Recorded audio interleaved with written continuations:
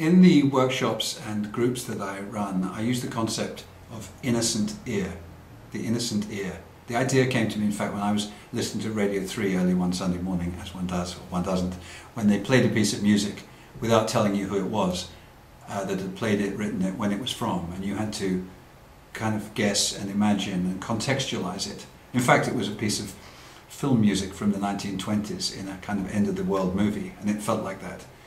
Well, we're in a bit of an end-of-the-world movie at the moment, perhaps in our economy, and an innocent ear, someone who can actually use, as the Zen Buddhists call it, a beginner's mind. Address a group, work with a group of people without a vested interest, without seeing necessarily the patterns that the people in the room see. William Blake talks about songs of innocence and experience and wishes he could get that innocence back. To have the innocence, I don't mean innocence in the sense of not knowing anything. I mean asking the right questions, not jumping to conclusions. So often in companies and in organizations, the conversation goes round and round, a dialogue of the deaf rather than an innocent ear, if you will. The listening is missing.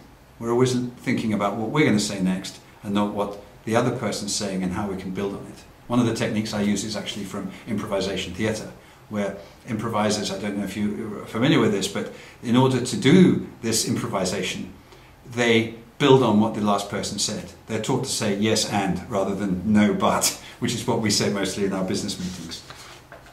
So what we're seeking to do with an innocent ear is to have an open mind, to listen before we understand, before we jump to conclusions, before we take decisions, in that order. And when you go through that, it's a form of commitment. The best example of innocent ear I've participated in was actually when I was on a jury a couple of years ago.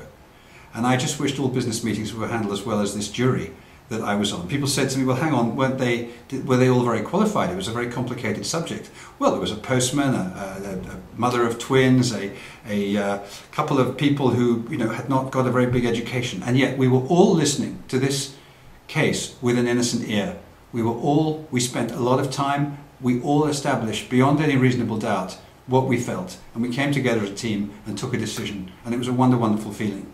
And I thought how often in meetings at clients, that process does not happen, that one goes too quickly to a decision without having listened, understood, opened up possibilities and decided. So to conclude, an innocent ear is about asking the right questions to tap into the wisdom, the knowledge, the experience in the room. As a client said to me recently, David, you helped us know things that we already knew but didn't know we knew.